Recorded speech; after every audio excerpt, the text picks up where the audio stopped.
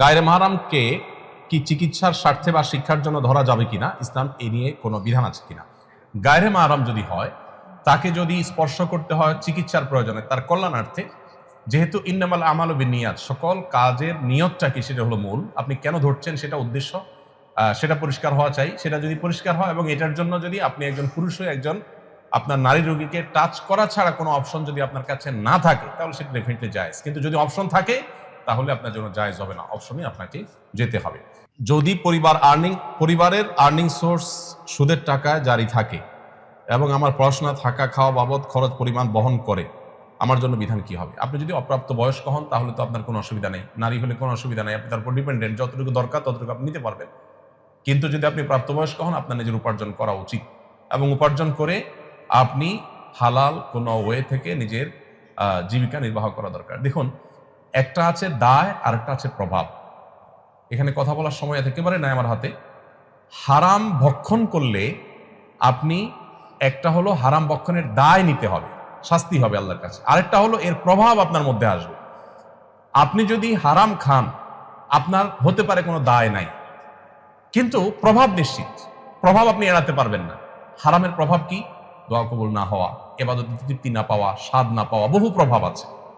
আপনি ভুলে কাউকে খুন করে ফেলেছেন, আপনি তাকে খুন করতে চাননি, অ্যাক্সিডেন্টলি খুন হয়ে গেছে, আপনি হয়তো দায় মুক্ত হবেন যে আপনার ভুলে হয়েছে, আপনার এখানে কোনো দায় নাই, এটা হইতে পারে। কিন্তু প্রভাব যেটা, অর্থাৎ লোকটার মৃত্যু হওয়া যেটা, সেটা ঠিকই হয়ে যাবে, সেটা কিন্তু থেকে থাকবে না। এই জন্য হারাম থেকে বেঁচে থাকাটা যে কত ইম্পর্টেন্ট, এর সাথে আমাদের ইমানের সম্পর্ক যে কত গভীর, এটা আমরা বিষয় আমরা বুঝি না। কোরআন কমপ্লিট করার পর, আলিয়মা আকমালতু লাকুম দীনাকুম বলার পরও আবার হালাল নিয়ে আলাদা করে আয়াত নাযিল করেছে। এত গুরুত্ব হালাল ভক্ষণের। আল্লাহ তাআলা কোরআনে বলেছেন, ইয়া আইয়ুহার রাসূলু কুলু মিনাত তাইয়্যিবাতি ওয়া আমালু সালিহা, হে নবী রাসূলগণ হালাল খাও, এরপর বলেছেন ইবাদত করো।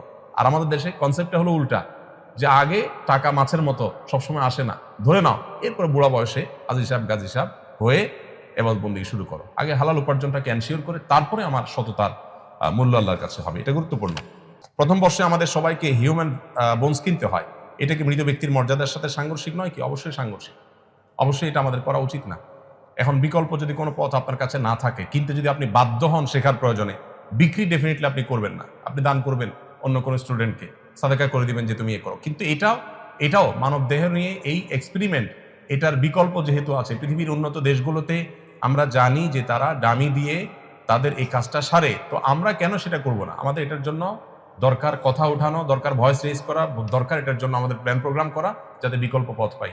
আল্লাহ তাআলা বলেছেন, লাকাদ কাররামনা বানি আদম। হাদিসে আসছে নবী সাল্লাল্লাহু আলাইহি ওয়াসাল্লাম বলেছেন, কাসরু আজমিল মাইয়িতি কাকাসরি হাইয়া, একজন মৃত মানুষের হাড্ডি ভাঙা আর জীবিত মানুষের হাড্ডি ভাঙা সমান। এখানে সমান বলতে কি বোঝানো হয়, এটা নিয়ে বিরাট বিস্তারিত ব্যাখ্যা বিশ্লেষণ আছে স্কলারদের ভিতরে। একটা হলো যে মৃত মানুষের শরীর নিয়ে কাটাছেঁড়া করা, এই যে আমাদের পোস্টমর্টমের যে ইয়েটা আছে, এ জাতীয় যত আপনার কার্যক্রম আছে, এগুলো এই হাদিসের আলোচনা অনেক ওলামা একরাম নিষিদ্ধ বলেন, যদিও এর অন্য ব্যাখ্যাও আছে, আমি ডিটেইলে যাচ্ছি না। নামাজের শেষে মুনাজাত করে যে দোয়া করি, কিছু চাই, এই মুনাজাত করার সঠিক নিয়ম কি? মুনাজাত দোয়া হাত তুলে হতে পারে, হাত তোলা ছাড়া হতে পারে, অজু সহ হতে পারে, অজু ছাড়া হতে পারে। হালাল উপার্জন, হালাল ভক্ষণ করাটা হলো দোয়ার জন্য সবচেয়ে গুরুত্বপূর্ণ। হারাম কিছু যদি না চায়, বান্দা আল্লাহর দোয়া কবুল করেন। দোয়া কবুলের 3টা অপশন আছে। অপশন নম্বর 1, যা চাইলো তা পাইলো। অপশন নম্বর 2, যা চাইলো তার উল্টা অন্য কিছু পাইলো। চাইছে সে আল্লাহর কাছে, আল্লাহ আমার চোখটা চুলকাচ্ছে, ভালো করে দেন, ওয়ারেস তার শরীরে আরো বড় কোনো অর্গানে আরো কোনো সমস্যা দেখা দিচ্ছে, সে জানে না, আল্লাহ তাআলা এটা না করে তার ওইটা দিয়ে দিয়েছে। আর 3 নম্বর হলো কিয়ামতের ময়দানে বিনিময় দেওয়া। অনেক দোয়া আছে যেগুলো বিনিময় আল্লাহ দুনিয়াতে না দিয়ে আখিরাতে দিবেন, হাদিসে আছে। এই জন্য ইমানদারের দোয়া কখনো বিফলে যায় না। মসজিদে না গিয়ে কর্মস্থল বা বাসায় কয়েকজন একসাথে জামাতে নামাজ আদায় করতে প্রায় দেখা যায়, এক্ষেত্রে বিধান কি? মসজিদে না গিয়ে কর্মস্থল বা বাসায় জামাতে যদি নামাজ পড়েন, ব্যাপারটা যদি এরকম হয় মসজিদ অনেক দূরে, কর্মস্থল যেখানে, সেখানে নামাজ একটা জায়গা আপনারা করে নিয়েছেন, এটা যথেষ্ট ইনশাআল্লাহ। এর কারণে আপনার ওয়াক্ত জামাতের সব আদায় হয়ে যাবে, দায়িত্ব পালন হয়ে যাবে। তবে যদি মসজিদে যাওয়ার সুযোগ থাকে, মসজিদে যাওয়া, বাসায় বিশেষ করে ঢাকা শহরের বাস্তবতায় এত ঘন ঘন মসজিদ, বাসা বাড়িতে জামাত করার কোনো যৌক্তিকতা খুব বেশি একটা নেই। হ্যাঁ, কোনো এমন এলাকা যদি কেউ থাকেন যে মসজিদ অনেক দূরে, যাতায়াত করা কঠিন, তাহলে অবশ্যই সেই বাসার বাসিন্দারা জামাতের ব্যবস্থা করতে পারেন। ঢাকা আমি এও জানি, মসজিদ থেকে 50 মিটার দূরত্ব, সেখানে বিল্ডিং এর মধ্যে জামাতে নামাজ হচ্ছে, 5 ওয়াক্ত নামাজ হচ্ছে। এটা অবশ্যই ইসলামের যে জামাতের যে কনসেপ্ট, সেটার সাথে সাংঘর্ষিক। একটি হাদিস রয়েছে, হাদিসের সনদের মধ্যে কিছুটা দুর্বলতা আছে। লা সালাতা লিজাল মাসজিদ ইল্লা ফিল মাসজিদ, মসজিদের প্রতিবেশীর নামাজ মসজিদে আসলে না আসলে হবে না। ইসলাম চায় যে আমাদের সম্পর্কগুলো অটুট থাকুক। 5 ওয়াক্ত নামাজে 5 বার আমরা একটা মহল্লা মানুষ একত্র হই, জুমার নামাজে কয়েকটা মহল্লা মানুষ একত্র হই, ঈদের নামাজে আরো বড় পরিসরে কয়েকটা মহল্লা মানুষ একত্র হই, আর হজে আরো বড় পরিসরে আমরা একত্র হই। এটা ইসলামিক সমাজ ব্যবস্থার সৌন্দর্য। যদিও দুর্ভাগ্য আজ আমাদের যে প্রত্যেকটা মসজিদ মানেই হলো জামে মসজিদ, আর সব মসজিদ মানেই হলো ঈদগাহ। এটা ইসলামের যে মূল কনসেপ্ট সেটার সাথে আসলে সাংঘর্ষিক। আমার কিছু স্বর্ণের গহনা আছে কিন্তু আমার কোনো উপার্জন নাই, সেক্ষেত্রে আমার গহনার জাকাত কিভাবে দেবো? বর্তমানে স্বর্ণের জাকাতের নিয়ম কি? 7.5 ভরি থাকলে দিতে হবে, নাকি বর্তমান স্বর্ণের দাম বৃদ্ধির কারণে নিয়মের তারতম্য আছে? বিস্তারিত জানতে চাই। নিয়মের কোনো তারতম্য নাই। 7.5 ভরি হলে আপনার পুরোটা জাকাত দিতে হবে, 7.5 ভরি বেশি থাকলে পুরোটার জাকাত দিতে হবে। 7.5 ভরি অতিরিক্তটার জাকাত শুধু না, সবটুকুর জাকাত আপনাকে দিতে হবে, বিক্রয় মূল্য ধরে 2.5% হারে। এখন প্রশ্ন হলো, কোনো মা বোন প্রশ্ন করতে পারেন, আমার ভাই গহনা আছে, স্বর্ণ আছে, কিন্তু আমার আসলে জাকাত দেওয়ার মতো টাকা নাই, আমি কোথেকে দেবো? এটার উত্তর হলো, আপনি প্রয়োজনে স্বর্ণের কোনো একটা অংশ বিক্রি করে দিবেন। আপনার এই স্বর্ণ, এটাকে যদি রিপেয়ার করা লাগে, ক্লিন করা লাগে, অনেকদিন পর স্বর্ণ অনেক সময় দেখা যায় একটু ওয়াশ করার লাগে, তো এই যে এটার প্রসেসগুলো করতে হয়। আপনি যদি বলেন, ভাই আমার স্বর্ণ আছে, গহনা আছে, ময়লা হয়ে গেছে, ওয়াশ না করার কারণে এগুলো ব্যবহার করা যাচ্ছে না, পুরান পুরান দেখা যায়, ময়লা দেখা যায়, এদিকে আমার ওয়াশ করার মতো টাকা নাই আমার কাছে, তাহলে আমি কি করবো? এটা যদি আপনি কোনো স্বর্ণকারের কাছে যে প্রশ্ন করেন, ও ভাই স্বর্ণকার, আমার স্বর্ণ আছে, আমার স্বর্ণ ময়লাও হয়ে গেছে, ওয়াশ করা দরকার, আমি বুঝতেছি, কিন্তু আমার কাছে টাকা নাই, এখন আমি কি করতে পারি? স্বর্ণকার কি বলবে আপনাকে? বলবে আপনি এমন করবেন অটোমেটিক ওয়াশ হয়ে যাবে, এরকম। স্বর্ণকার বলবে, ভাই আপনি প্রত্যেকের টাকা জোগাড় করবেন, আপনি জানেন স্বর্ণ যেহেতু আপনার ওয়াশ করতে হবে, সেটা আপনি বুঝছেন যখন, তো ওয়াশ আপনাকে করতেই হবে। প্রয়োজনে স্বর্ণ কিছু অংশ বিক্রি করে করবেন, আর নাহলে অন্যভাবে টাকা জোগাড় করবেন। জাকাতটা হলো ওয়াশ করা যতটা প্রয়োজন, জাকাতটা ওয়াশের কাজ করে। জাকাত শব্দ অর্থ পবিত্র করা, সম্পদটাকে পরিচ্ছন্ন করে। পানি যেরকম ওয়াশ করে পরিষ্কার করে, জাকাত এরকম সম্পদকে পরিচ্ছন্ন করে।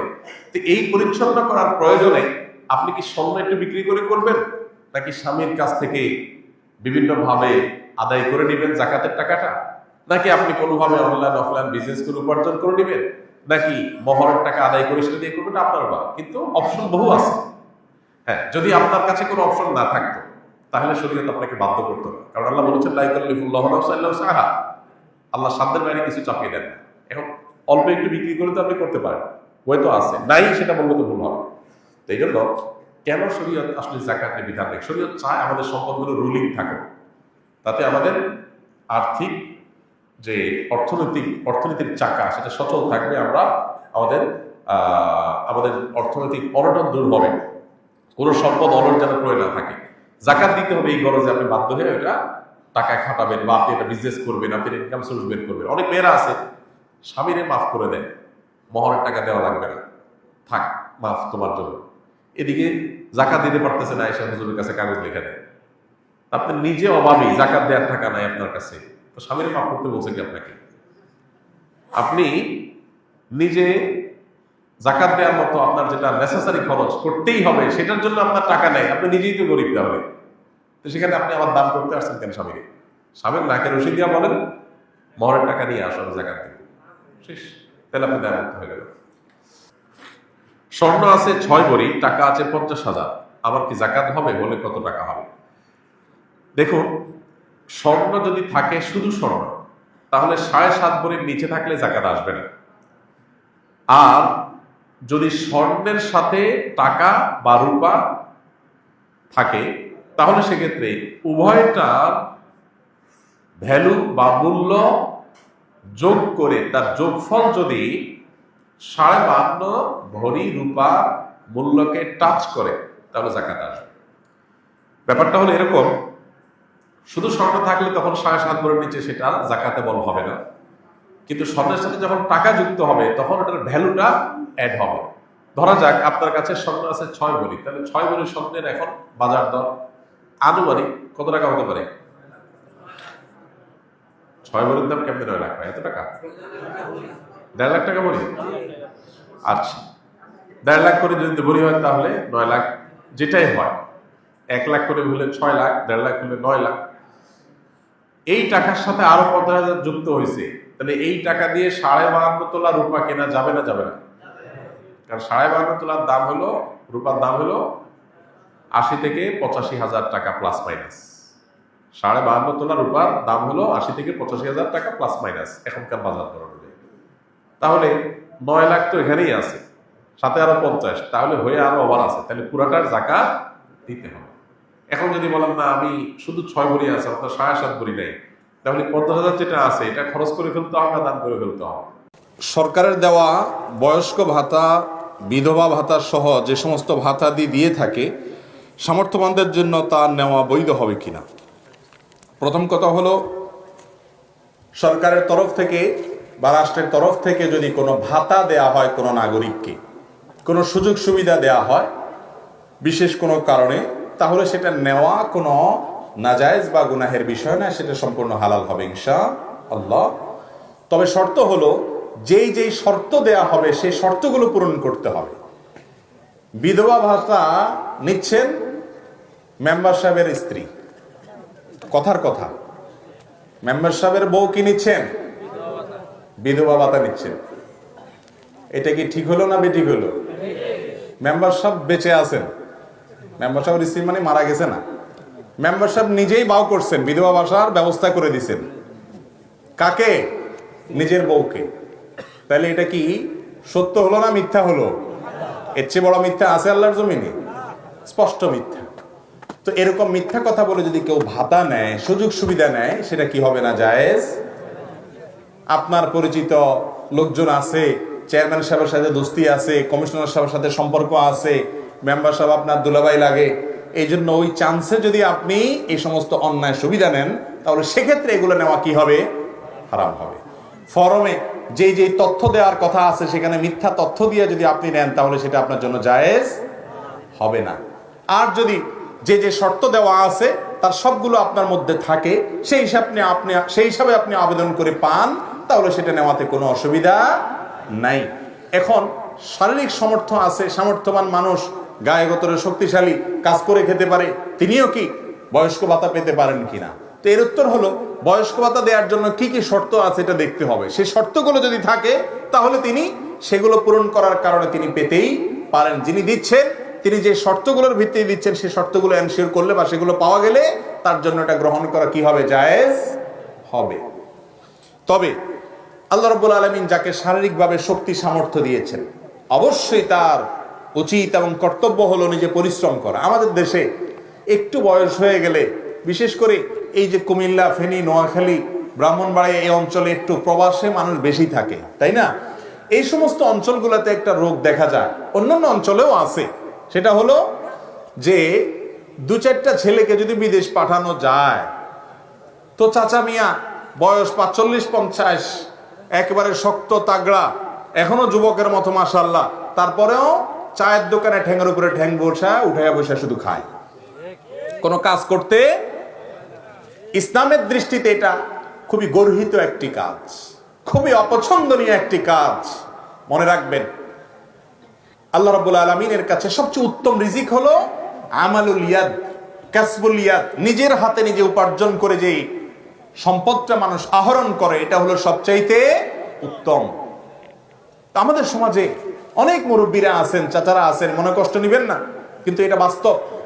ছেলেটারে বিদেশ পাঠায় দিয়েছেন, বেচারা ওখান থেকে রিয়াল পাঠায়, ডলার পাঠায়, দিনার দিরহাম পাঠায়, আর আপনি বসে বসে বাড়িতে মোচে তাও দিয়া খান। কাজ কাম যা করতেন তাও করা বন্ধ করে দিয়েছেন। ক্ষেত খামার একটু করতেন, শক্তিও আছে শরীরে, এখন আর করেন না, কারণ ছেলে বিদেশ থাকে। এই রোগটা আমাদের মধ্যে আছে না নাই?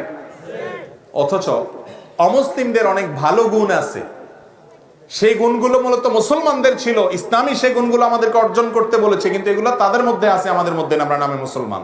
তার মধ্যে একটা হলো এটা যে অমুসলিমরা তারা অন্যের বোঝা হয় না।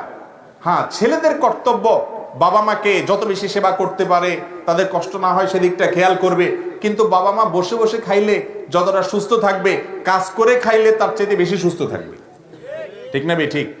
চায়ের দোকানে বসে বসে শুধুমাত্র আড্ডা মারবেন, আর চায়ের কাপ একটার পর একটা নিতে থাকবেন, বিড়ি সিগারেট একটার পর একটা নিতে থাকবেন, পানের খিলি একটার পর একটা খাইতে থাকবেন, আর সময় নষ্ট করতে থাকবেন, এতে কি আপনার সওয়াব হবে? সওয়াব তো হবেই না, বরং ওই গীবতখানায় বসে বসে যে পরিমাণ গীবত করবেন আর শুনবেন, এগুলোর মাধ্যমে নিজের আমল নামাও নষ্ট হবে, আর ওই বসে বসে চা খাইতে খাইতে একসময় ডায়াবেটিসও হয়ে যাবে। এজন্য আল্লাহর ওয়াস্তে মুরব্বীরা যারা আছেন এই কাজটা করবেন না। আল্লাহ তাআলা শক্তি সামর্থ্য দিলে কেন অন্যের উপরে ডিপেন্ডেন্ট হবেন, কেন অন্যের উপর নির্ভরশীল হবেন, বরং নিজে পরিশ্রম করবেন, কাজ করবেন। আপনি অন্যের উপরে তাকিয়ে থাকতে হবে না, ছেলে মেয়েদের অবদানের উপরে আপনি নির্ভর করে থাকতে হবে না। আপনি নিজে উপার্জন করবেন যতদিন শক্তি সামর্থ্য আছে। আপনি চলে যান ইউরোপ আমেরিকাতে, তাদেরকে আমরা অনেক কাজের সমালোচনা করি, কিন্তু তাদের বহু গুণ আছে, সেগুলো আমরা কেন গ্রহণ করি না? তাদের একটা গুণ হলো তাদের বৃদ্ধারা বয়স্ক মহিলারা পর্যন্ত কাজ করে, বয়স্ক পুরুষরাও কাজ করে।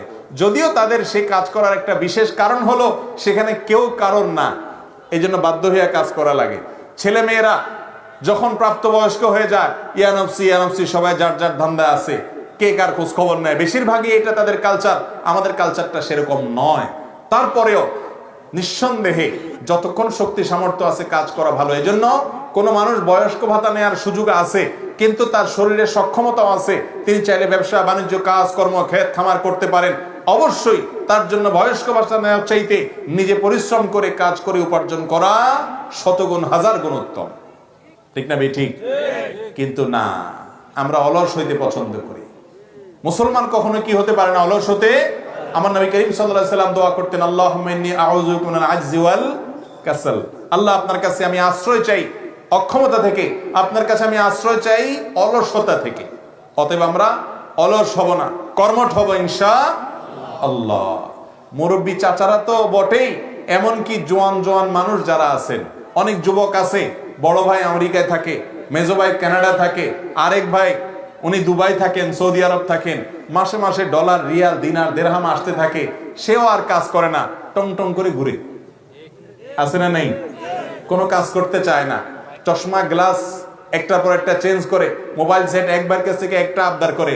আরে যুবক, নিজের হাতে উপার্জন করে পরিশ্রম করে কামাই করার মধ্যে এক ধরনের আনন্দ আছে, তৃপ্তি আছে, আরেকজনটার ভিতরে সেটা নাই। আর ইসলাম কখনো আমাদেরকে অলস জীবন কাটাতে বলে না। ফাইদা কুদিয়াতিস সালাহ ফান্তাশিরু ফিল আরদ ওয়াবতাগু মিন ফাদলিল্লাহ। আল্লাহ বলেছেন, যখন নামাজ শেষ হয়ে যায় মসজিদে, বের হয়ে পড়ো। বের হয়ে কোথায় যাও? চা দোকানে। আমরা কোথায় যাই? নামাজ শেষ করে চাচা মিয়া কোথায় যায়? চা দোকানে। আল্লাহ কি বলতেছেন? ওয়াবতাগু মিন ফাদলিল্লাহ। ক্ষেত খামারে চলে যাও, দোকানে চলে যাও, চা দোকানে কাজ থাকলে যাইয়েন, সেটা আবার যাওয়া নিষেধ না, কিন্তু ঘুরে ফিরে শুধুমাত্র ওই এক জায়গায় আর কোনো কাজ করেন না, এটা ভালো জিনিস না। অতএব সবাই কর্মঠ হবো ইনশাআল্লাহ।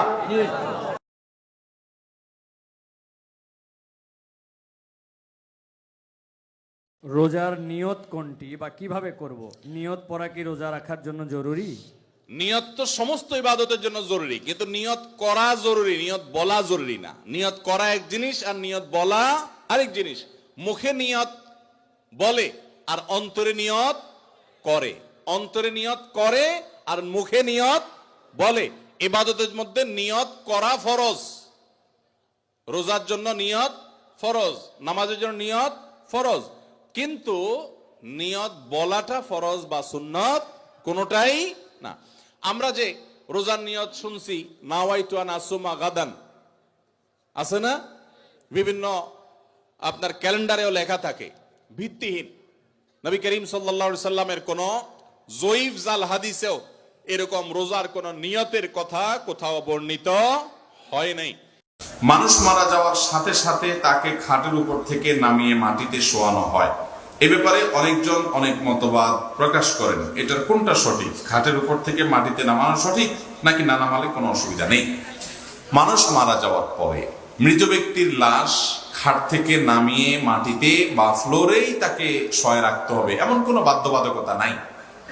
তবে এটা ঠিক যে মৃত ব্যক্তির লাশ সোজা করে রাখতে হয়, একটু উঁচা, এক অংশ উঁচা আর এক অংশ নিচা হলে অনেক সময় দেখা যায় পেট থেকে কোনো কিছু বের হয়, তো সেটা তো খাটেও হতে পারে। মাথার নিচে বালিশ দেওয়া বা অন্য কিছু দেওয়া, এগুলো যদি দেওয়া হয় তাহলে মুখ দিয়ে কোনো কিছু, নাক দিয়ে কোনো কিছু বের হতে পারে।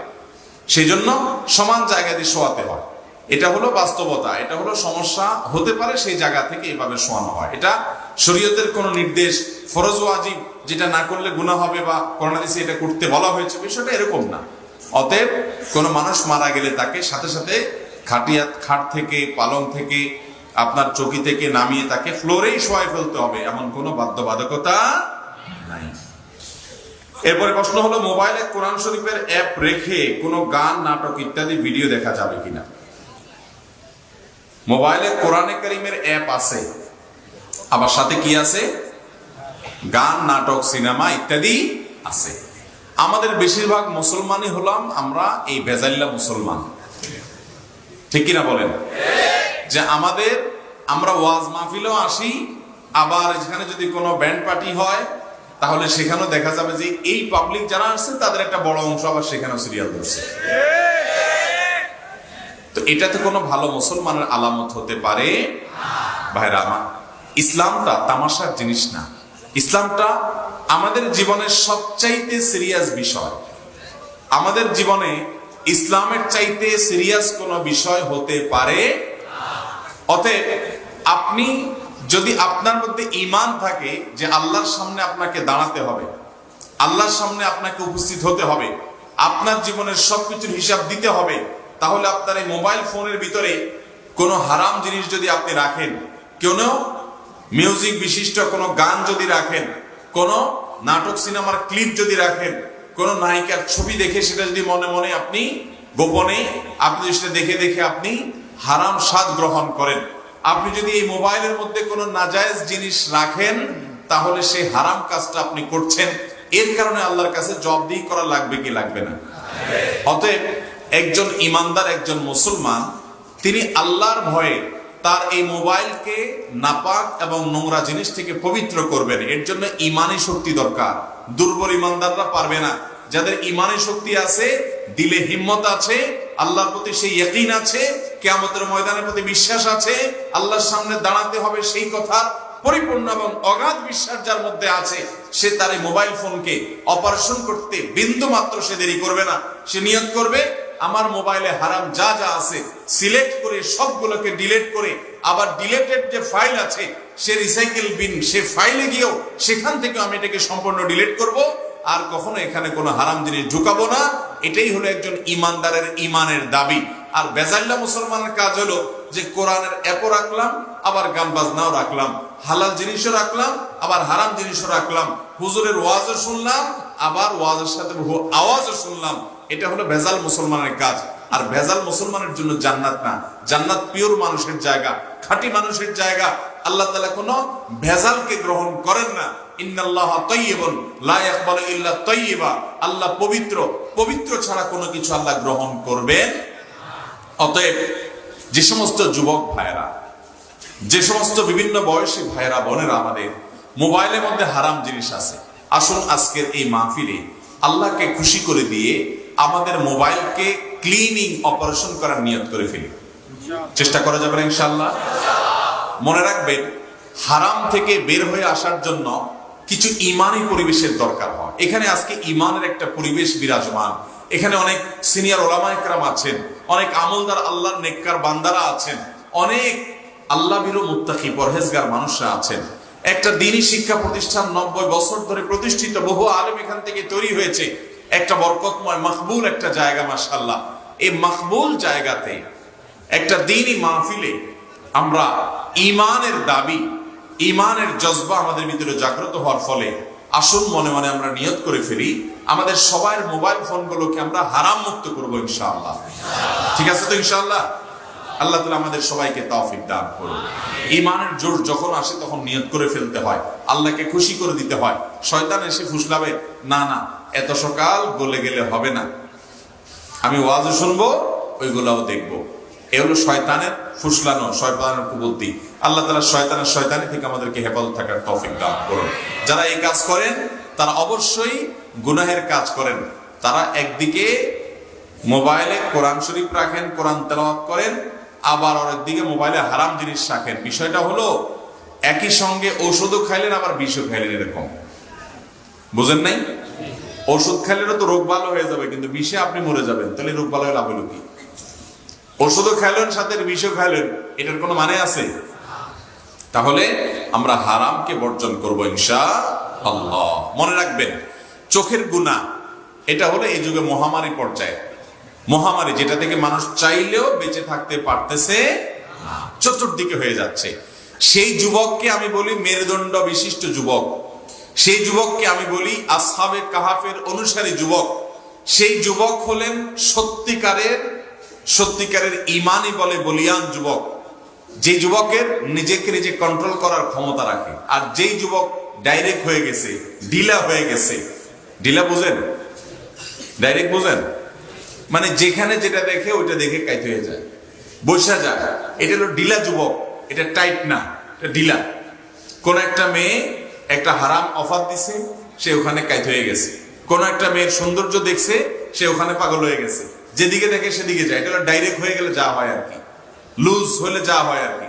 আর মেরুদণ্ডওয়ালা যুবক বোঝেন, যে যুবক বলে না এটা আমার জন্য হারাম, আমি যাব না, আমি অপেক্ষা করব আমার বৈধ ভালোবাসা নিজের স্ত্রীকে নিবেদন করার জন্য। সে অপেক্ষা করে, হারামকে না করতে পারে, নিজেকে কন্ট্রোল করতে পারে, অন্যায় জায়গা থেকে সরাই আনতে পারে, হিম্মত করে মোবাইল থেকে খারাপ জিনিস ডিলিট করতে পারে। এটার জন্য হিম্মত দরকার হয়, মেরুদণ্ডের দরকার হয়, সাহসের দরকার হয়। এই সৎ যুবক, সৎ সাহসী যুবকই তো জান্নাতি যুবক ইনশাআল্লাহ। আল্লাহ আমাদের যুবকদেরকে সেরকম সৎ সাহসী যুবক হওয়ার তৌফিক দান করুন। মৃত ব্যক্তির জন্য 4 বা 40তম দিনে খাওয়ানো জায়েজ আছে কিনা? ভাই, শরীয়তে নির্দেশ করেছে কেউ মারা গেলে তার ওয়ারিস তার আত্মীয় স্বজনকে এলাকাবাসী খাওয়াবে। কয়দিন খাওয়াবে? কমপক্ষে 3 দিন পর্যন্ত তাদেরকে মেহমানদারি করবে। আরো বেশি করতে পারলে ভালো, যদি তাদের মন খারাপ থাকে। আমাদের দেশে কেউ মারা গেলে তার আত্মীয় স্বজন, এলাকার লোকজন একটু ভাত তরকারি রান্না করে পাঠায় টুকটাক। এরপরে খাওয়ায়া যায়, খাওয়ায় না খাওয়ায় 4 দিন আর 3 দিন আর 7 দিন আর 40 দিনের নাম করে পুরো এলাকার মানুষ আবার শুধু আসলে উঠে একদিন এটা দেখে। ঠিক না? ঠিক, এটা জায়েজ নাই। হিন্দুদের শ্রাদ্ধ থেকে আসছে, ভালো করে শুনে রাখেন। মুর্দার খাওয়া নিয়ে এটা ইসলামে জায়েজ নাই। মুর্দার খাওয়ার নামে যেটা আমাদের দেশে আছে 40 দিন, 3 দিন, 7 দিন, এই কালচার গুলো আসছে হিন্দুদের থেকে। হিন্দু ভাইরা তাদেরটা করে করুক, কিন্তু এজ এ মুসলিম আপনি আরেকটাকে অনুসরণ করতে পারেন না। তাহলে আপনার কোনো বিলিভের, আপনার বিশ্বাসের, ইমানে কোনো মানে থাকে না। তাদের বিশ্বাস কি? যারা গুগল বুঝেন, নেট বুঝেন, শ্রাদ্ধ তালিব পেশার রফলাকার দর পরে বড় ধ দিয়া সার্চ দেন, দেখেন কি আসে। হিন্দুদের ধর্ম মতে আপনার কারোর মৃত্যুর পরে তার জন্য এলাকাবাসীকে, আত্মীয় স্বজনকে যদি না খাওয়ানো হয়, তাহলে স্বর্গে সেই লোকরে নাকি সোনা দানা দেওয়া হয়, খানা দেওয়া হয় না, বলে তোর আত্মীয় খাওয়ায় না, এই জন্য পাবি না। আমি নিজে দেখেছি, পড়েছি, তারপরে এসে বলতেছি। এই জন্য এই যে মুর্দার খানার নামে যে সমস্ত দিনক্ষণ ঠিক করে আমাদের দেশে যা খাওয়ায়, এগুলো জায়েজ নাই। ইসলাম এগুলো বলে নাই। যে মারা গেছে তার পরিবারে খাওয়াবেন, তাদের কাছ থেকে খানা আদায় করবেন না। হ্যাঁ, তারা তাদের বাবা মার তরফ থেকে গরিব দুঃখীকে কোনো দিনক্ষণ ঠিক করা ছাড়া এতিমখানাতে এমনি গরিবদেরকে খাওয়ানোটা ভিন্ন কথা। কিন্তু সামিয়ানা টাঙ্গায় ফুর্তি করে খাওয়াবেন। ভাই, মানুষ কখন খাওয়ায়? খুশির চোটে খাওয়ায়। বিয়ে করছেন, খুশি, একটা বউ ঘরে আসছে নতুন, মাশাআল্লাহ, এই খুশিতে অলিমা খাওয়াই দিবেন, তাই না? ছেলে হয়েছে, আল্লাহ সন্তান দিছে, মেয়ে হয়েছে, সন্তান দিছে, এই খুশিতে আকিকা খাওয়াই দিবেন। ছেলে পাস করছে, পরীক্ষা চাকরি পাইছে, খুশির চোটে মিষ্টি খাওয়ান, তাই না? যত খাওয়া খাওয়াই ব্যাপার আছে, এগুলো সব খুশির চোটে হয় না দুঃখের চোটে হয়? খুশির চোটে হয়। আপনার বাপ মারা গেছে, গোটা এলাকা মানুষের গরু জবা করে খাওয়া দিচ্ছে, মানে বিরাট খুশি যে বুড়া মরছে, জমি জমা ভাগ পাইলাম। এখন ব্যাপারটা কি সেরকম? খুবই আপত্তিকর বিষয়টা, খুবই আপত্তিকর। এটার বিরুদ্ধে একটু দাঁড়াইতে হবে। এটাও খুব কঠিন কাজ। এটা করলে এলাকাবাসী বলবে কি পোলাপান রাখি গেছে, আরে কারো করে হাত ধোয়ায় না একটা। ঠিক না? ঠিক। আপনার হাত ধোয়াইতে হবে, আরেকজন আপনার হাত কি লুলা হয়ে গেছে, পানির অভাব হচ্ছে, তল হচ্ছে? আসলে হাত ধোয়ানো তো কথা না, মানে খাওয়ায় না। এই অনাচারের বিরুদ্ধে দাঁড়াইতে হবে। যে আমার বাবা মারা গেছেন, মা মারা গেছেন, আমি তাদের পক্ষ থেকে একটা টিউবওয়েল করে দেবো, মসজিদে কিছু টাকা দান করবো, কিছু গরিব মানুষকে দিব, এই এলাকাবাসী খাওয়ায় ফুর্তির অনুষ্ঠান করব না, এটা জায়েজ নেই। আল্লাহ আমাদেরকে মানার তৌফিক দান করুন। সৎসাহস থাকতে হবে সত্য কথা মানার জন্য।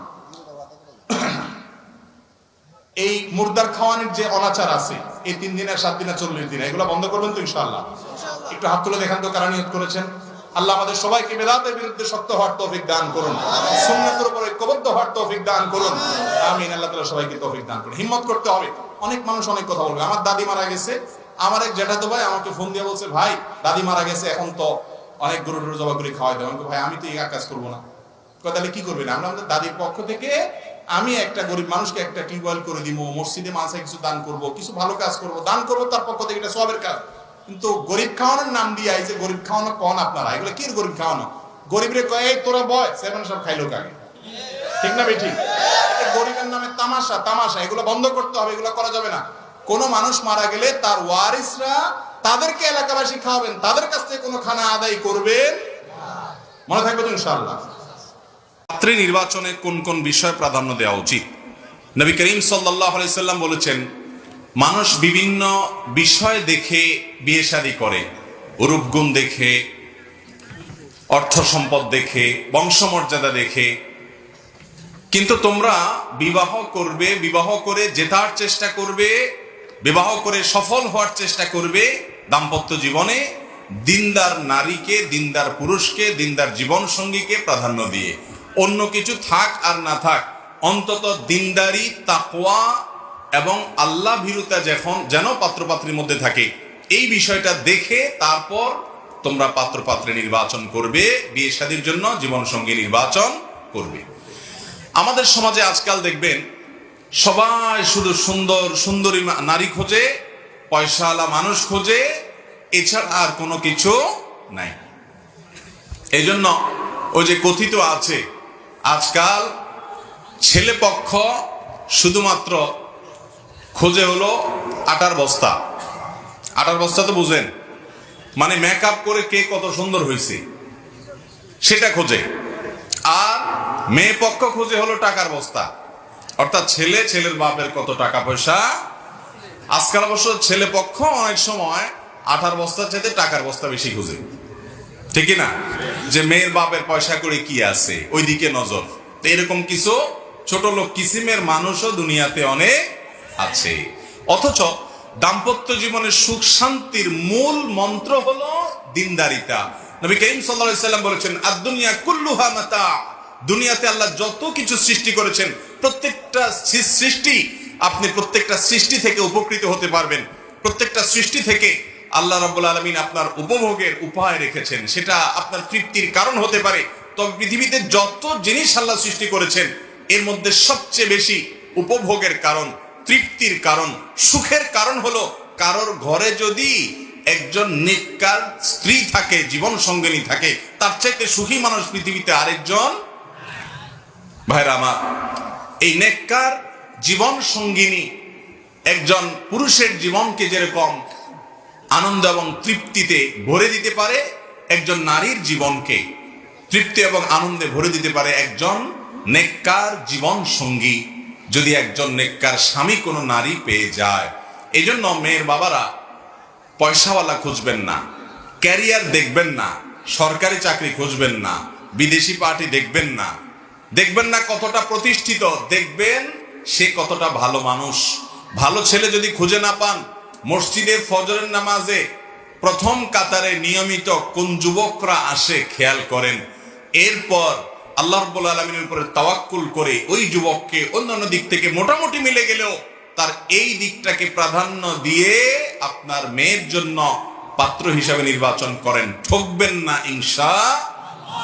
আর যদি পয়সা কড়ি আর অন্যান্য দিক দেখেন তাহলে এক সময় হয়তো আফসোস করবেন, আর সময় ফিরে আসবে। আল্লাহ তাআলা আমাদেরকে বুঝার তৌফিক দান করুন। মুশকিল হলো দিনদারিতা চেনা আবার বড় জটিল। মুখে কতগুলো দাড়ি আর একটা লম্বা জুব্বা টুপি থাকার নামই দিনদারিতা না। মেয়ে বোরকা পরে, পর্দা করে, কোরআন পড়ে, এর নামই শুধুমাত্র দিনদারিতা না। দিনদারিতার অনেকগুলো দিক আছে যেগুলো খুব ডিপলি দেখতে হয়। এটা বোঝার সবচেয়ে সহজ উপায় হলো ছেলেরা তাদের বন্ধু বান্ধব কারা, কাদের সাথে তারা মিশে উঠা বসা করে, বিশেষ করে তাদের আগে থেকে ব্যাকগ্রাউন্ড যদি দেখেন, মন মানসিকতা যদি আগে থেকে জানার চেষ্টা করতে পারেন, সেটা খুবই ভালো। একই কথা মেয়েদের বেলায় প্রযোজ্য, যে তারা কোন মেয়েদের সাথে উঠা বসা করে, তাদের ব্যক্তিগত আমল ইবাদত কেমন, দৃষ্টিভঙ্গি কেমন। বিশেষ করে মেয়েদের ক্ষেত্রে দুনিয়ার চাহিদা যদি খুব বেশি না থাকে, অল্পে তুষ্ট থাকার গুণটা থাকে, তাহলে পাত্রী হিসাবে দিনদারিতার ক্ষেত্রে সে অনেক দূর অগ্রসর থাকে, তার ভিতরে যদি লোভ না থাকে। ছেলেদের ক্ষেত্রেও প্রায় একই কথা প্রযোজ্য, যে খাই খাই ভাব যদি না থাকে এবং ধৈর্য ধারণ করার ক্ষমতা যদি থাকে, তাহলে সেক্ষেত্রে এই পাত্র পাত্রী নির্বাচন করতে হবে। বিশেষ করে তাদের ব্যক্তিগত আচার আচরণ কতটা জানা যায় সেই চেষ্টা অব্যাহত রাখতে হবে। শুধুমাত্র বাহ্যিক লেবাস দেখে চেনার উপায় নাই। অনেক ছেলে আছে বাহ্যিক লেবাসে মাশাআল্লাহ, সে লেবাসে পোশাকে ভালো মুসলমান মনে হয়, কিন্তু আচার আচরণে ভেতরকার অবস্থা ভয়ঙ্কর। আছে না নাই? অনেক মেয়ে আছে পর্দা পর্শিদা মাশাআল্লাহ বোরকা টোরকা পরে, দেখা যায় দিনদারিতে আছে। ফেসবুকের এই যুগে মেসেঞ্জারে কি কি কাজ চলে না চলে এগুলা ধরা বড় কঠিন। এই জন্য ফেসবুক প্রোফাইল অ্যাক্টিভিটিস দেখলেও অনেক সময় অনুমান করা যায়। তো এই জন্য ভেতরকার খবর যতটা সম্ভব হয় জানার চেষ্টা করা, অল্পে তুষ্ট মানুষগুলোকে খুঁজে বের করা, আল্লাহওয়ালা হারাম থেকে বাঁচার জন্য চেষ্টা আছে কিনা, আর কিছু হোক না হোক তার সকল ডিসিশন সে আল্লাহ থেকে নেওয়ার চেষ্টা করে কিনা, রাসূল সাল্লাল্লাহু আলাইহি সাল্লাম থেকে নেওয়ার চেষ্টা করে কিনা, কোরআন আর হাদিসের সামনে নিজেকে পরিপূর্ণভাবে সঁপে দেওয়ার চেষ্টা করে কিনা, এই জিনিসগুলা দেখে নির্বাচন করবেন। আর সেই সাথে আল্লাহর কাছে দোয়া করতে ভুলবেন না। মনে রাখবেন, ছেলে হোক আর মেয়ে হোক, জীবনের আসল টার্নিং পয়েন্ট শুরু হয়ে যায় হলো বিয়ের পরে, হয় জয় নয় ক্ষয়। অমানুষ যদি কপালে পড়ে তো লাইফ বাকিটা প্রায় তেনা হওয়ার অবস্থা। আর যদি একটা ভালো মানুষ হয় তাহলে উঠে যাওয়া অনেক সহজ। পৃথিবীতে আল্লাহ তাআলা যত মানুষকে বড় করেছেন, দিনের ক্ষেত্রে হোক দুনিয়ার ক্ষেত্রে হোক, তাদের মা বাবার দোয়া সহযোগিতার পাশাপাশি তাদের স্বামী হলে মহিলা হলে স্বামী, আর পুরুষ হলে তার উন্নতির জন্য স্ত্রীর সহযোগিতা ছাড়া তারা সাধারণত আগাতে পারে না। যত মানুষ আছে দেখবেন যে আল্লাহ তাআলা তাদেরকে এই দিক দিয়েছেন। এই জন্য অন্য কোনো দিক থাকুক আর না থাকুক, দিনদারিতার ক্ষেত্রে কোনো কম্প্রোমাইজ করব চেষ্টা করব না ইনশাআল্লাহ। কিছু লোক পরের সম্পদ ভোগ করে কিন্তু সেটি জেনেও চুপ থাকে, শরীয়তের আলোকে জায়েজ আছে কিনা? ভাই, অন্যের সম্পদ ভোগ করা যে হারাম এটা তো আমরা সবাই জানি, প্রশ্ন করার দরকার হয় না। কত বেশি ভয়াবহ সেটা প্রশ্ন করতে পারেন। নবী করিম সাল্লাল্লাহু আলাইহি সাল্লাম বলেছেন সাহাবীদেরকে, আতাদরুনা মানিল মুফলিস, তোমরা কি জানো মুফলিস মিয়াকে? মুখলেস না, মুফলিস। তো সাহাবীরা বললেন যে ইয়া রাসূলুল্লাহ, মুফলিস আমাদের মধ্যে আল মুফলিসু ফিনা মাল্লা দিনারাহু ওয়ালা দিরহামা, মাল্লা দিনারা লাহু ওয়ালা দিরহামা। আমাদের মধ্যে মুফলিস বলি আমরা ওই ব্যক্তিকে, অভাবী ভিখারি ওই ব্যক্তিকে বলি যার পয়সা করি নাই। মুফলিস মানে অভাবী ভিখারি। তখন নবী সাল্লাল্লাহু আলাইহি সাল্লাম বলেছেন, না, আমি এই মুফলিসের কথা বলিনি। তোমাদের মধ্যে আসল ভিখারি, আসল অভাবী হলো সে, যেই লোক অনেক কোরআন তেলাওয়াত, অনেক তাসবিহ তাহলিল, অনেক জিকির আজকার, অনেক ওয়াজ শোনা, ওয়াজ করা, অনেক নামাজ রোজা, অনেক ইবাদত বন্দেগী সে দুনিয়াতে করছে, করে এগুলা নিয়ে আল্লাহর সঙ্গে সাক্ষাৎ করতে গেছে, মোছে তেল দিতে দিতে, যে হ্যাঁ জান্নাতে তো যাবো, চাচ্ছি, এবার এত আমল নিয়ে আসছি। এরপরে সে ওই আমলের পাহাড় নিয়ে হাজির হওয়ার পর দুনিয়াতে কারোর আইল ঠেল ছিল, কারোর জমি মারছিল, মাপে কাউকে ওজন কম দিয়ে দিছিল, দোকানদার ছিল, সরকারি অফিসে চাকরি করছে, ঘুষ খাইয়া ফাইল আটকায় দিছিল, ঘুষের কারণে ফাইল আটকায় দিছিল। এরকম ভাবে কারোর এলাকাতে কারোর জমিতে গরুটা বাঁধি তার ফসলটা খাওয়াই ফেলছে। যেখান থেকে যেমনে পারছে, যারে যেমনে পারছে, ল্যাং মারি মারি মানুষের সম্পদ অন্যায় ভাবে আত্মসাৎ করেছে এবং আরো বিভিন্ন ভাবে মানুষকে অপমান করেছে, মানুষের হক নষ্ট করছে। এই লোকগুলো সব সেদিন উঠবে কিয়ামত দিন, আয়েশা বলবে, আল্লাহ এই লোক তো মাশাআল্লাহ অনেক আমল টামল নিয়ে হাজী সাহেব, গাজী সাহেব, হুজুর সাহেব সাজিয়ে আসছে, ভালো কথা, আমার একটা পাওনা আছে তার কাছে, আল্লাহ দুনিয়াতে পাই নাই, আজকে তো সব বিচার হবে। তখন আল্লাহর কাছে সেদিন যখন বিচার দায়ের করা হবে, আল্লাহ বলবেন, মামলা তো সত্য, তাহলে এবার আজকে সেই জিনিস তো আর ফেরত দিতে পারবা না, তোমার আমল থেকে এই পরিমাণ তাকে দেয়া হবে, দিয়ে দিবেন তাকে, চলে যাবে সে, আরেকজন আসবে, নেক্সট তাকে দেয়া হবে, এভাবে দিতে দিতে তার সমস্ত কষ্টের করা আমলগুলো সব শেষ। এরপরেও তার পাওনাদার রয়ে গেছে, এবার আল্লাহ তাআলা বলবেন, পাওনাদারদের পাপের বোঝা তাহলে তুমি নাও বিনিময়ে, সেগুলো এবার নিতে নিতে তখন জাহান্নামের দিকে উষ্ঠা মেরে ফেলে দেওয়া হবে। আমলের পাহাড় নিয়ে যারা আহলাদে আছেন, লম্বা দাড়ি আছে, টুপিও আছে, মসজিদেও যান, তসবিহ তাহলিল করেন, নামাজ কালাম পড়েন, তো মানুষের হক মারেন। কথা বুঝছেন না বুঝেন নাই? এই লোক জান্নাতি না জাহান্নামী? কথা বলেন, জান্নাতি না জাহান্নামী? নবীজির হাদিস থেকে বোঝা গেলে এই আমলের পাহাড় কুলাবে না যদি বান্দার হক নষ্ট করেন। মুস্তাদে আহমদের একটা হাদিস আমি প্রায় শুনাই। নবী সাল্লাল্লাহু আলাইহি সাল্লাম বলেছেন, কিয়ামতের দিন 3 ধরনের মামলা আল্লাহর কাছে উঠবে বান্দার। কয় ধরনের মামলা ভাই? 3 ধরনের মামলা। এক ধরনের মামলা হলো আল্লাহবাদী মামলা, আরেক ধরনের মামলা হলো বান্দাবাদী মামলা, আরেক ধরনের মামলা হলো সবই আল্লাহবাদী মামলা মূলত, একটা হলো বান্দার হক সংশ্লিষ্ট, একটা হলো আল্লাহর হক সংশ্লিষ্ট সাধারণ ইবাদত বন্দেগীতে, আরেকটা হলো শিরিক সংশ্লিষ্ট। বড় শিরিক করে গেছে, আল্লাহর সঙ্গে পার্টনার সাব্যস্ত করে গেছে, আল্লাহর একত্ববাদ বিশ্বাস করে নাই, আল্লাহরে সিজদা করছে, কবরে মাজারে গিয়েও সিজদা করছে। এইরকম শিরকি কাজ যারা করছে, তাওহীদ বিরোধী কাজ যারা করছে, বড় শিরিক করেছে, এই মামলার কোনো শুনানি হবে না। বিনা শুনানিতে বিনা বাক্যে সোজা জাহান্নাম অনন্তকালের জন্য। আল্লাহ তাআলা আমাদেরকে হেফাজত করুন, বলুন আমিন। দ্বিতীয় মামলা হলো আল্লাহবাদী মামলা, মানে আল্লাহর ইবাদত বন্দেগীতে ত্রুটি করছেন, বিচ্যুতি করছেন, রোজা রাখছেন ঠিক মতো রাখেন না, নামাজ পড়ছেন ত্রুটি হয়েছে, এইগুলো আল্লাহ তাআলা চাইলে বান্দাকে বলবেন যাও মাফ করে দিলাম, আর চাইলে শাস্তি দিয়া পরে আবার মাফ করবেন এক সময়, ঈমান যদি থাকে। আর 3 নম্বর মামলা হলো বান্দাবাদী মামলা, মানুষের হক নষ্ট করেছে। এই মানুষের মামলা সম্পর্কে আল্লাহ বলবেন এটা আমার এখানে শুনানি হবে না, শুনানি হবে ওই ব্যক্তির কাছে যার হক মেরেছো। সে যদি বলে আল্লাহ আমি ছেড়ে দিছি তো দিছি, কিন্তু সেদিন এমন একদিন, ওই দিন বাপ ছেলেকে ছাড়বে না, স্বামী স্ত্রীকে ছাড়বে না। ইয়াউমা ইয়াফিরুল মারউ মিন আখি, একজনকে দেখে আরেকজন পালাবে, কেউ কাউকে ছাড়বে। তাহলে দুনিয়াতে বাবারে ভাইরে অন্যের হক যদি মেরে থাকেন, কোন ইবাদত গুজারে কুলাবে না, কোন আমলে কুলাবে না, আল্লাহর কসম। কোরআন হাদিস একেবারে স্পষ্ট বলেছে ব্যাপারে কোন লুকোচুরি নেই। মানুষের হক মারলে, মানুষের হক যদি আটকে রাখেন, স্বয়ং আল্লাহ রাব্বুল আলামিন সেটা মাফ করবেন না। এত ডেঞ্জারাস বিষয়। অনেক নফল আমল না করে মানুষের হকটা আদায় করেন। 2টা হকের কথা সব জায়গায় বলি আমি। আমরা যারা সুযোগের অভাবে সরকারি চাকরি পাই না, ঘুষ খাবো কোত্থেকে, নাউজুবিল্লাহ। তারপরে আপনি দোকানদার না, মাপে কম দিবেন কোত্থেকে, সুযোগই নেই, সৎ বা নানা কারণে অপরাধ অনেকগুলো এমনিই করেন না, মানুষের হক নষ্ট করেন নাই আলহামদুলিল্লাহ, বা এমনি আপনি ভালো মানুষ করেন নাই। 1-2টা অপকর্ম আমরা বাংলাদেশের বেশিরভাগ মানুষ করি, হুজুর গায়রে হুজুর নেই, খুব কম সংখ্যক মানুষ হয়তো এখান থেকে মুক্ত আছেন। তার একটা হলো বাপ মায়ের সম্পদে বোনের অধিকার দিয়ে দিচ্ছেন তো সবাই হিসাব করে।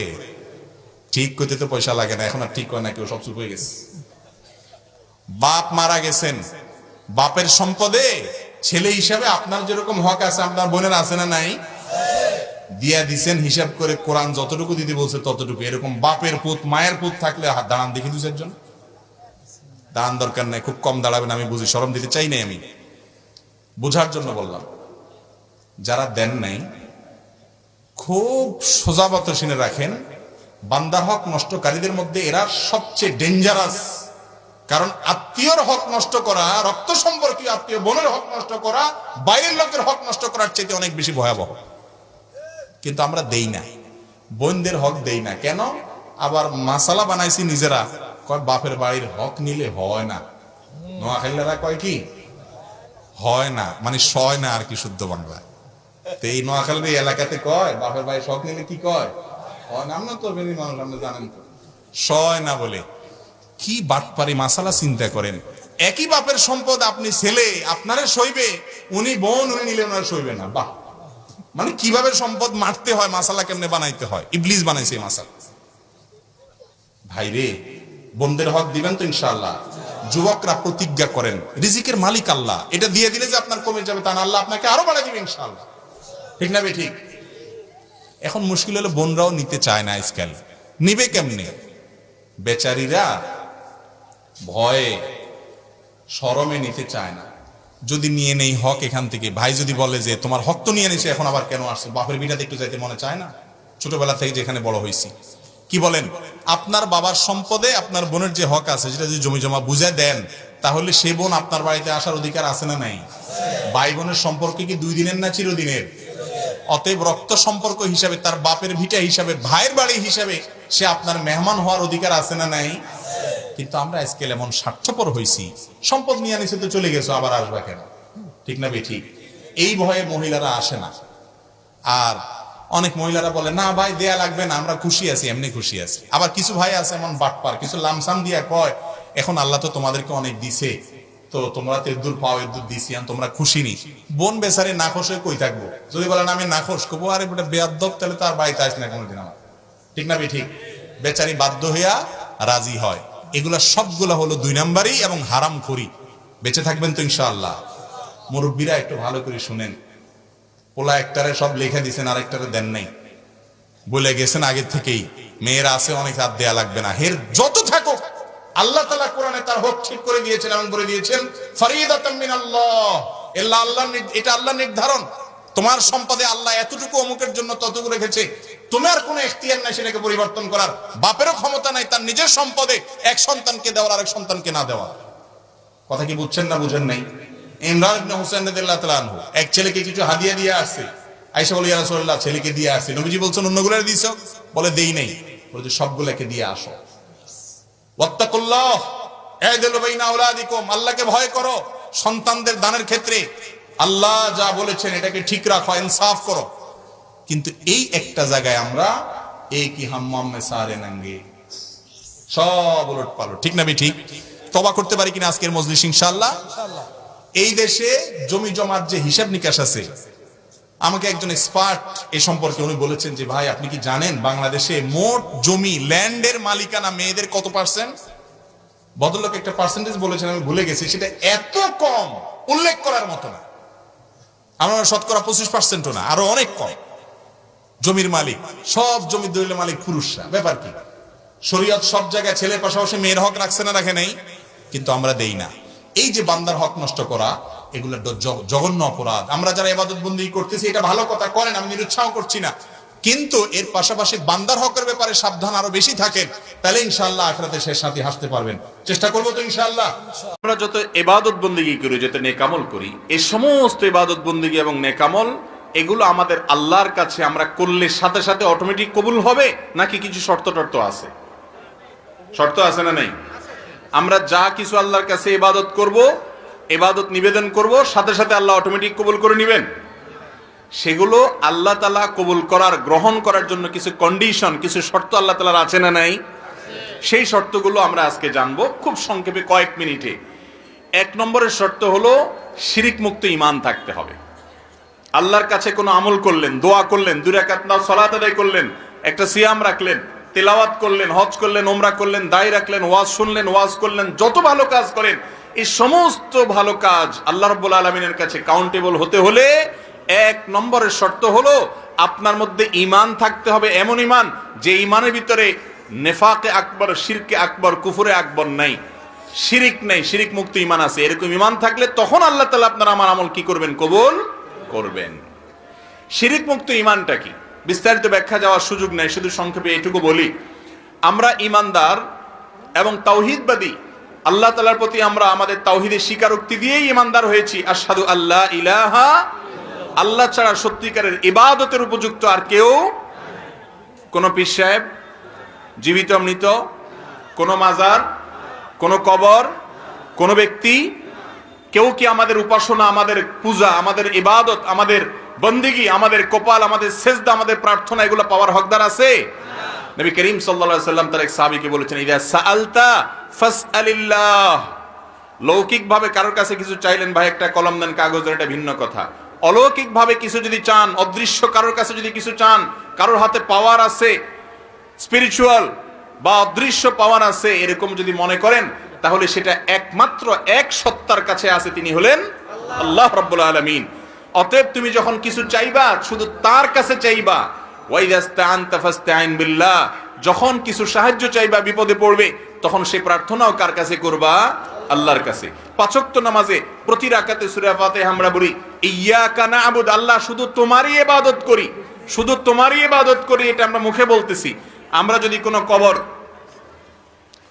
কোনো কবরে সিজদা করি, আমরা যদি কোনো কবরে পূজা করি, আমরা যদি কোনো কবরে গিয়ে দোয়া করি, কবরওয়ালার কাছে সন্তান চাই, ব্যবসার উন্নতি চাই, নির্বাচনে জয়লাভ করা চাই, এই কাজগুলো যদি আমরা কোনো মাজারওয়ালার কাছে, যিনি শায়িত আছেন অথবা জীবিত আছেন, মনে করি তার হাতে পাওয়ার আছে, তিনি বাবা পার করে দিবেন, এরকম যদি কোনো বিশ্বাস আমরা রাখি, এর নাম শিরিক। এর নাম কি ভাই? আর এই শিরিক সম্পর্কে আল্লাহ তাআলা বলেছেন, হে রাসূল, আপনাকে ওহী প্রেরণ করা হয়েছে, আপনার আগে সমস্ত নবী রাসূলদের জন্য কমন অর্ডার ছিল, সমস্ত নবী রাসূলদের জন্য একটা কমন নির্দেশনা ছিল, ওহী ছিল,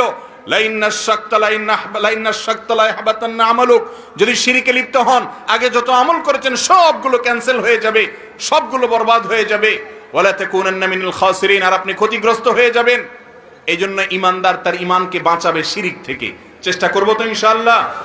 কোন মাজারে, কোন কবরে, কোন পীর জীবিত মৃত আমাদেরকে সন্তান দিতে পারে, ব্যবসার উন্নতি দিতে পারে, আমাদের নির্বাচনে জয়লাভ করাতে পারে, কোন কল্যাণ এনে দিতে পারে, কোন ক্ষতির হাত থেকে বাঁচাতে পারে? বাঁচানোর একমাত্র মালিককে, আল্লাহ রাব্বুল আলামিন। আর সেজন্য আমরা নামাজে বলি ইয়্যাকা না'বুদ।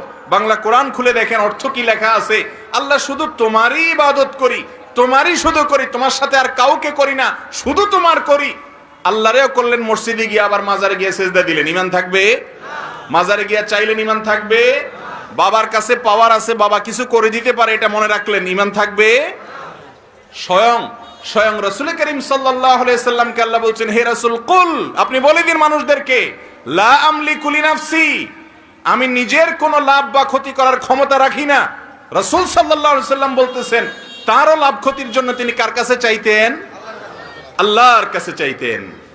আল্লাহর কাছে চাইতে আবার ভায়া লাগেনি, কোনো মিডিয়া লাগেনি কোনো, না। আল্লাহ বলেছেন আল্লাহ বলেছেন কোরআনে কারীমে সূরা ফাতিহাতে আমরা যেন দোয়া করি, আল্লাহ শিখাই দিয়েছেন ইয়্যাকা না'বুদু, আল্লাহ শুধু তোমার ইবাদত করি। এটা কি ডাইরেক্ট বলেন নাকি ইনডাইরেক্ট বলেন? ডাইরেক্ট ইয়্যাকা না'বুদু পড়েন না মুখ দিয়া। তো আল্লাহ তাআলা বলেছেন যে উদউনি, ও আমার বান্দারা তোমরা আমার কাছে দোয়া করো, আমার কাছে তোমরা চাও, আস্তাজিব লাকুম, আমি দোয়া কবুল করব। আল্লাহ বলেন নাই আমার কাছে দোয়া করতে হলে দালাল ধরো। আল্লাহ বলছেন দুনিয়ার রাজনৈতিক নেতাদের কাছে যাইতে দালাল ধরা লাগে, কারণ তারা সব মেনটেন করতে পারে না, একসাথে এত মানুষ সামলাইতে পারে না, ভায়া লাগে, সিস্টেম আছে। কিন্তু আহকামুল হাকিমিন রব্বুল আলামিন মানুষের মতো না, তিনি মহান স্রষ্টা। একসাথে হাজার হাজার lakh lakh crore crore million million billion billion মানুষ কি বলছে সবকিছু একসাথে তিনি অ্যাকসেপ্ট করতে পারেন, তার সাথে মানুষের কোনো তুলনা নেই। এই জন্য আল্লাহর কাছে কিছু চাইতে হলে কোনো দালাল মিডিয়া ভায়া ধরা লাগে না। আমাদের হিন্দু ভাইদের বিশ্বাস বা অন্যান্য ধর্মের ভাইদের অনেকের বিশ্বাস আছে যে মিডিয়া লাগে, ভায়া লাগে, ভায়া লাগে, এই জন্য তারা অনেক ভায়া ধরে, তাদের অনেক দেবতা, অনেক পূজনীয় সত্তা। মুসলমানের সন্তান তাওহীদবাদী, তাদের কোনো দেবতা নাই, তারা এক আল্লাহর ইবাদতে বিশ্বাসী। এই ঈমানকে যদি খাঁটি করা যায় তাহলে ইনশাআল্লাহ ইবাদত যাই করবেন জমা হবে, আর না হলে শিরিক করলে ইবাদত করতে থাকবেন আর সব বরবাদ হতে থাকবে। কিয়ামতে যায় দেখবেন হাতের কোনো আমলই আল্লাহর কাছে জমা হয় নাই। কথা কি বুঝাতে পারছি? দ্বিতীয় শর্ত হলো ইবাদত কবুল হওয়ার জন্য প্রিয় নবী সাল্লাল্লাহু আলাইহি সাল্লামের ছাঁচ অনুযায়ী হইতে হবে। খুব ভালো করে শুনতে হবে, তার বাতানো পদ্ধতি অনুযায়ী হতে হবে, সুন্নাত অনুযায়ী হতে হবে। আল্লাহ রাব্বুল আলামিন আমাদেরকে কোরআন এবং হাদিসে যত নির্দেশ করেছেন এগুলো বাস্তবায়নের জন্য একজন নমুনা পাঠাইছেন, মডেল পাঠাইছেন, তার নাম হলো কি?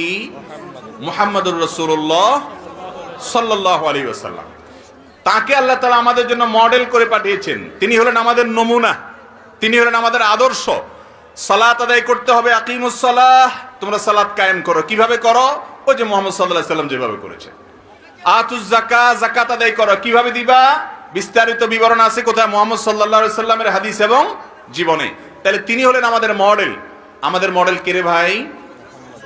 মুহাম্মদুর রাসূলুল্লাহ সাল্লাল্লাহু আলাইহি ওয়াসাল্লাম। আপনি যদি কোনো কাজ করার সময় ওই যে প্রথম শর্ত হলো ঈমান আছে, শিরিক নাই, আল্লাহ ছাড়া আর কারোর প্রতি আপনি আল্লাহর জায়গায় কাউকে আপনি আর রাখেন না, তাওহীদবাদী আপনি, একত্ববাদী আপনি, কোনো ভায়া আর মিডিয়া লাগে না আপনার। এটা যদি ঠিক থাকে, দ্বিতীয় কাজ হলো যে কোনো কাজ করবেন কাজটা সুন্নত অনুযায়ী হচ্ছে কিনা, রাসূল সাল্লাল্লাহু আলাইহি ওয়াসাল্লাম বাতানো নিয়ম অনুযায়ী হচ্ছে কিনা এটা দেখবেন। আপনি একটা জামা দর্জি দোকানে নিয়ে গেছেন, নিয়ে দেখাইছেন যে আমাকে এই রকম একটা জামা বানায় দিতে হবে। ওই জামাটার মাপ জোব সব ঠিক রেখে যদি বানাইতে পারে দর্জিওয়ালা, তাহলে সে পারিশ্রমিক পাবে। আর যদি যেই স্যাম্পল দিছেন আপনি সেই স্যাম্পলের সাথে মিল না রেখে উল্টাপাল্টা কোথাও একটু বড় কোথাও একটু ছোট করে বানায়, সে কি পারিশ্রমিক পাবে? আল্লাহ রাব্বুল আলামিন আমাদেরকে কোরআনে বলেছেন আতিউল্লাহ ওয়া আতিউর রাসূল, তোমরা আল্লাহর কথা শুনো এবং রাসূলের কথা শুনো। আজকাল কিছু ভাই বাইরে হইছে, তারা বলে যে না কোরআন মানলেই হবে, হাদিস মানার দরকার নেই। আছে না নাই? আল্লাহ তাআলা কেন তাহলে বললেন আতিউল্লাহ ওয়া আতিউর রাসূল, তোমরা আল্লাহর আনুগত্য করো এবং রাসূলের আনুগত্য করো? আল্লাহ তাআলা আলাদা করে কেন বললেন? বোঝা গেছে শুধুমাত্র কোরআন থেকে কেউ আল্লাহর সমস্ত নির্দেশ ধরতে পারবে না, অবশ্যই রাসূল আকরাম সাল্লাল্লাহু আলাইহি ওয়াসাল্লামের হাদিস এবং ব্যাখ্যার দরকার আছে। তা না হলে 23 বছর ধরে এই কোরআন কেন একটু একটু করে আল্লাহ তাআলা রাসূলের প্রতি নাযিল করলেন? তাহলে রাসূল সাল্লাল্লাহু আলাইহি ওয়াসাল্লামকে বাদ দিয়ে শুধু কোরআনের উপরে আমল করা যাবে না। কোরআনে আছে আকিমুস সালাহ, সালাত কায়েম করো। কেমনে করো সেটার ব্যাখ্যা আছে কোথায়? রাসূলের হাদিসে। এই জন্য হাদিস বাদ দিলে তো ইসলামই বাদ হয়ে যায়। এই সমস্ত বিভ্রান্তির ব্যাপারে সাবধান থাকবেন আপনারা। তাহলে দ্বিতীয় শর্ত হলো রাসূল সাল্লাল্লাহু আলাইহি সাল্লামের সুন্নাত অনুযায়ী আমলটা হইতে হবে। ওই যে দর্জিওয়ালার মেসাল দিছিলাম, দর্জিওয়ালাকে যদি আপনি যেই জামা দিয়েছেন সেই স্যাম্পল অনুযায়ী সে বানাতে পারে, তার পারিশ্রমিক সে পাবে। আর যদি তার মন মতো বানায়, হেরফের করে বানায়, তাহলে পারিশ্রমিক সে পাবে না। ঠিক একই ভাবে আল্লাহ রাব্বুল আলামিন আমাদেরকে রাসূল দিয়ে বলেছেন যে লাকাদ কানা লাকুম ফি রাসূলিল্লাহি উসওয়াতুন হাসানাহ, ও দুনিয়ার মানুষ, তোমাদের জন্য আল্লাহর রাসূলের মধ্যে রয়েছে উত্তম আদর্শ, তাকে দেখে ফলো করে চলো। আবার আমাদের কিছু ভাইরা বলে রাসূলের হাদিস নাকি মানা যাবে না। আল্লাহ নিজে বলতেছেন তোমাদের জন্য রাসূলের জীবন আদর্শের মধ্যে রয়েছে উত্তম আদর্শ, তাকে দেখে দেখে চলো। আল্লাহ আরো বলেছেন মা আতাকুমুর রাসূল ফাখুযু, রাসূল যা করতে বলেছেন সেগুলা করো। ওমা নাহাকুম আনহু ফান্তাহু, যা নিষেধ করেছেন সেগুলা করবা না।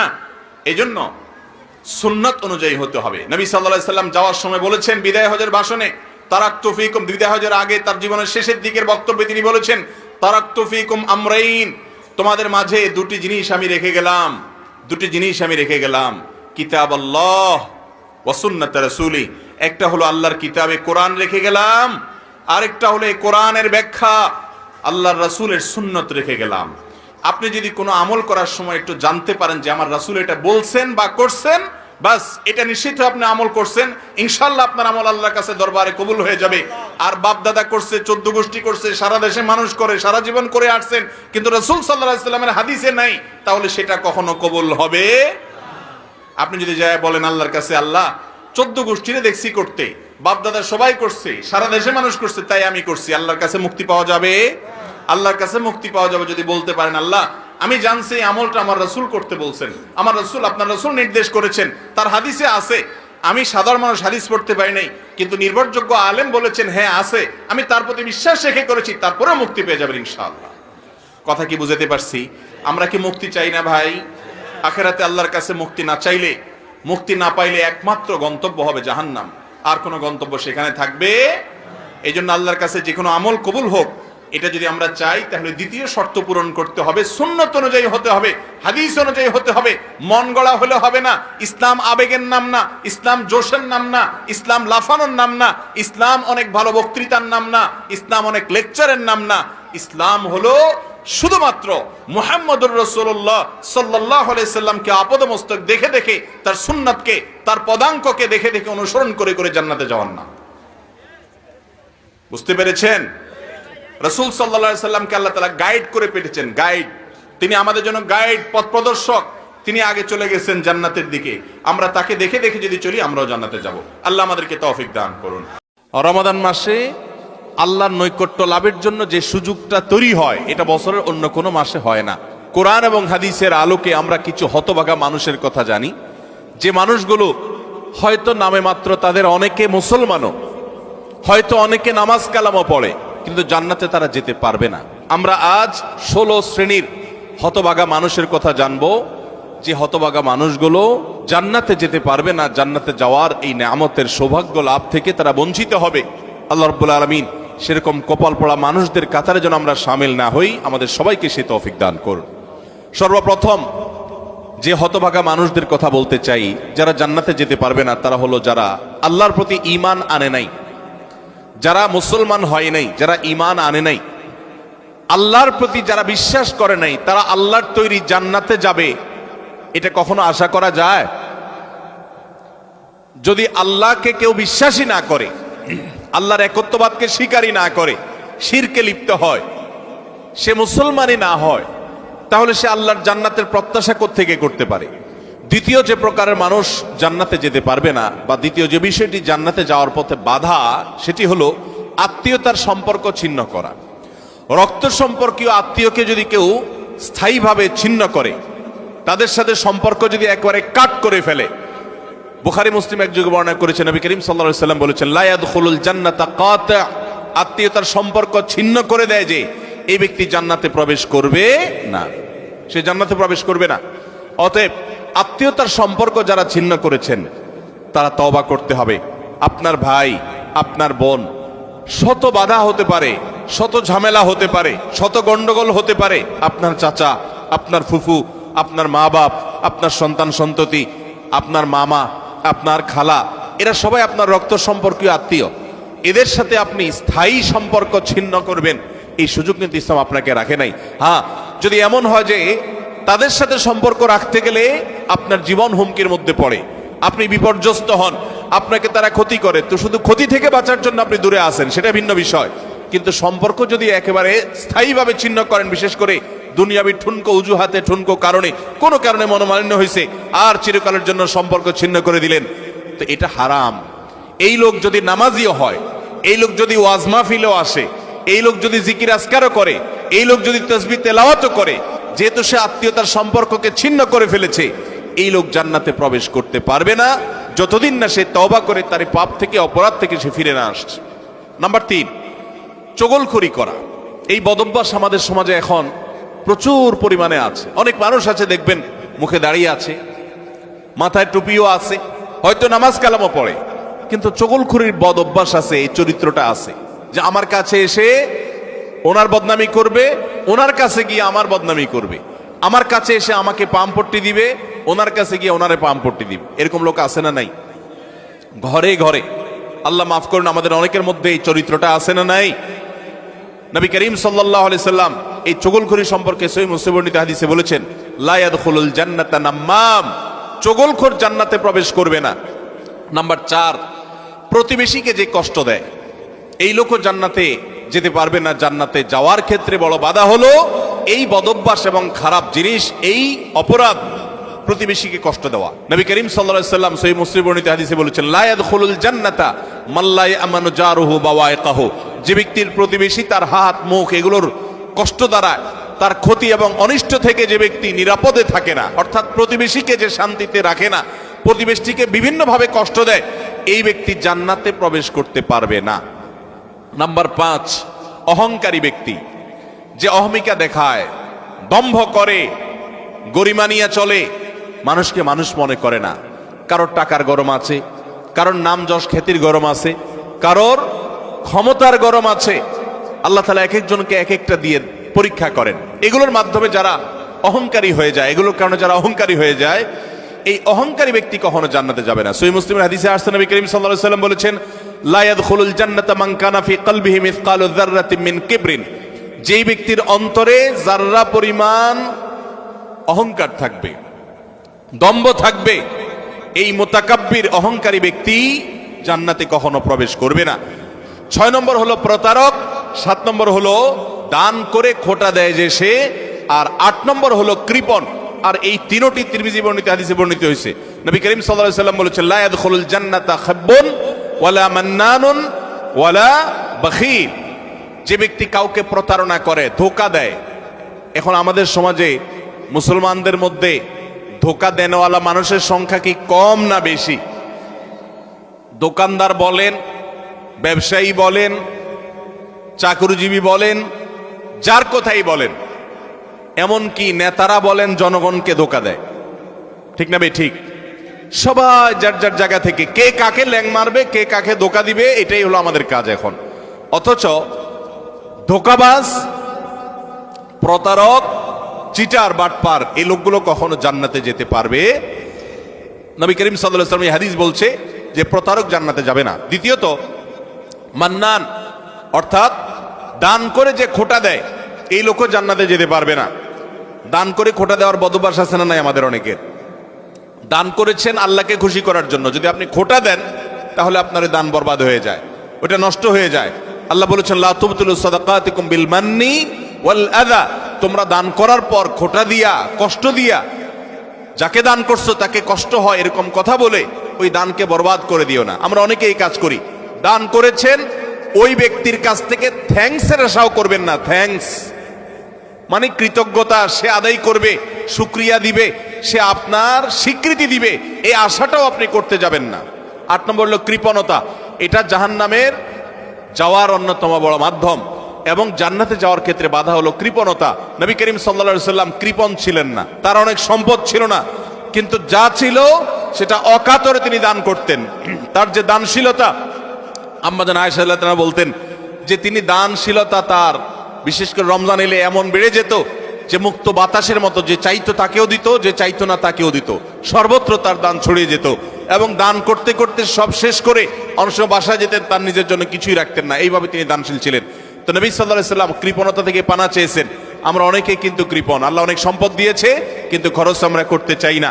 নবীজি পানা চাইছেন, আল্লাহুম্মা ইন্নী আউযু বিকা মিনাল বুখলি ওয়াল জুবন, আল্লাহ আপনার কাছে কৃপণতা থেকে পানা চাই। 9 নম্বর, ঘুষ দাতা এবং ঘুষ গ্রহীতা। যে ঘুষ দেয় সে যদি একান্ত নিরুপায় হয়ে দেয় এমন কাজ, যে কাজ না হলে তার জীবন বাঁচে না, অনেক জটিল প্রয়োজন, এরকম প্রয়োজনে সে যদি ঘুষ দিতে বাধ্য হয়, ঘুষ দেওয়া ছাড়া তার কোনো উপায় না থাকে, তাহলে ওই ব্যক্তিকে মাজুর হিসেবে আল্লাহ তাআলা মাফ করবেন আশা করা যায়। কিন্তু সচরাচর আমরা দেখা যায় আজকাল যেসব ক্ষেত্রে ঘুষ দিয়ে সুবিধা নেই, ওটা না নিলে আমি যে মরে যাব এরকম না, আমি ইচ্ছা করলে হারামটা নাও করতে পারি। নাম্বার 10, মাতা পিতার অবাধ্য। নাম্বার 11, নেশাগ্রস্ত, নেশায় আসক্ত। এ সম্পর্কে নাসাই বর্ণিত হাদিসে আসছে, নবী করিম সাল্লাল্লাহু আলাইহি ওয়াসাল্লাম বলেছেন, লা ইয়াদখুলুল জান্নাতা আকুন ওয়ালা মান্নান ওয়ালা মুদমিনু খামরিন। জান্নাতে যেতে পারবে না মা বাবার নাফরমান, মা বাবার অবাধ্য, মা বাবার সাথে বেয়াদবি করে, মা বাবার যৌক্তিক নির্দেশগুলোকে লঙ্ঘন করে। অনেক মানুষ আছে দেখবেন নামাজ কালাম পড়ে, কপালে সেজদা পড়ে গেছে, অন্য অনেক ভালো কাজ করে, কিন্তু মা বাবার প্রতি তিনি অনুগত নন, তাদের সাথে নাফরমানি করে। এই সন্তান কখনো জান্নাতে যেতে পারবে না যাবত না আল্লাহ তাআলা তাকে মাফ না করেন। আর 11 নম্বর হলো মাদকে আসক্ত, যেটা এই একই হাদিসে নাসাই বর্ণিত হাদিসে আছে। মাদক আসক্ত অর্থাৎ মাদক সেবন করতে করতে এটা দেশে অভ্যস্ত হয়ে পড়েছে, এটা স্থায়ী রোগে পরিণত হয়েছে, এই লোকটাও জান্নাতে যেতে পারবে না।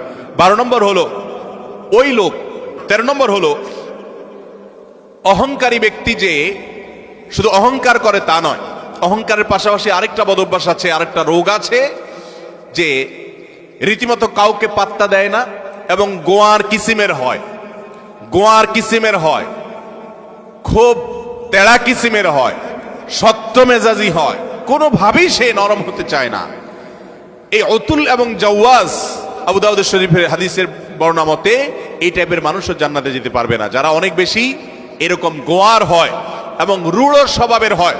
স্বভাবটাই হলো রূঢ়, স্বভাবটাই হলো রুষ্ট, সে সবসময় মানুষের সাথে এরকম কঠোর স্বভাবের হয়, তার মনটাই হলো পাথরের মতো, এই মানুষগুলো জান্নাতে যেতে পারবে না।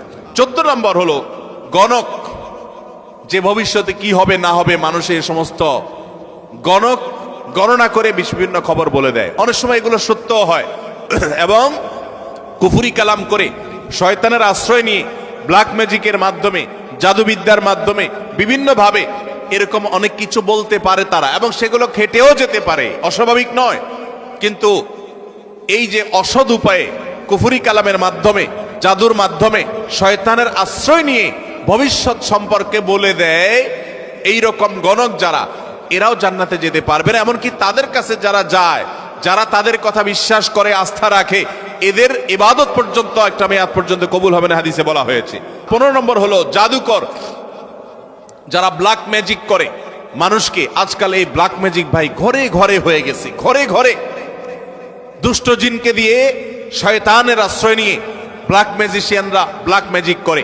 দেখবেন যে বিভিন্ন পোস্টারে লেখা কামরূপ কামাখ্যা থেকে প্রশিক্ষণ প্রাপ্ত, আছে না নাই? ফেসবুকে দেখবেন বিভিন্ন কমেন্টে এরকম পোস্টার পোস্ট করে অনেক লোক। আবার অনেক সময় দেখবেন বিভিন্ন জায়গায় জায়গায় এগুলো আছে। ঘরে ঘরে দেখবেন এমন অনেক রোগী আছে, যেই রোগীদের কোনো ট্রিটমেন্ট ডক্টররা করতে পারছেন না। দেশ বিদেশ ঘুরে, বহু হাসপাতাল ঘুরে, বহু ট্রিটমেন্ট নিয়েও কোনো চিকিৎসা করাতে পারছেন না, কোনো ট্রিটমেন্ট হচ্ছে না, সুস্থ হচ্ছে না। এগুলোর একটা অংশ, আমি সবগুলো বলছি না, একটা বড় অংশ ব্ল্যাক ম্যাজিকের রোগী, আস্তে আস্তে শেষ হয়ে যাচ্ছে। বিভিন্ন বর্ণনা আছে সম্পর্কে। ব্ল্যাক ম্যাজিক এটা ওটের উপর যদি পড়ে তো ওটকে পাতিল পর্যন্ত নিয়ে যায়, অর্থাৎ শেষ হয়ে যায়, জবাই করে খাওয়া ছাড়া উপায় থাকে না, আর মানুষকে কবর পর্যন্ত নিয়ে ছাড়ে। অন্য আরেক হাদিসে আছে যে এই যে মানুষের হিংসাত্মক দৃষ্টি, কুদৃষ্টি, বদনজর, এটা ভাগ্যকে পর্যন্ত আল্লাহর ফয়সালাতেই পরিবর্তন পর্যন্ত করে দেয়। এরকম ভয়াবহ একটা বিষয়। তো এই ব্ল্যাক ম্যাজিশিয়ান যারা, এরা জান্নাতে যেতে পারবে না। জাহান্নাম তো এমন জায়গা যেখানে এক মুহূর্তের জন্য গিয়ে সহ্য করার কথা নয়। অতএব ইমানদার প্রথম চান্সে জান্নাতে যেতে চাইবে। আর প্রথম চান্সে যদি জান্নাতে যেতে চান, জাহান্নামের কোনো স্পর্শ ছাড়া যদি জান্নাতে যেতে চান, তাহলে এই 16 বদভ্যাস থেকে 16টি অপরাধ থেকে নিজেকে বাঁচাবার চেষ্টা করতে হবে। আল্লাহ আমাদের সবাইকে সে তৌফিক দান করুন।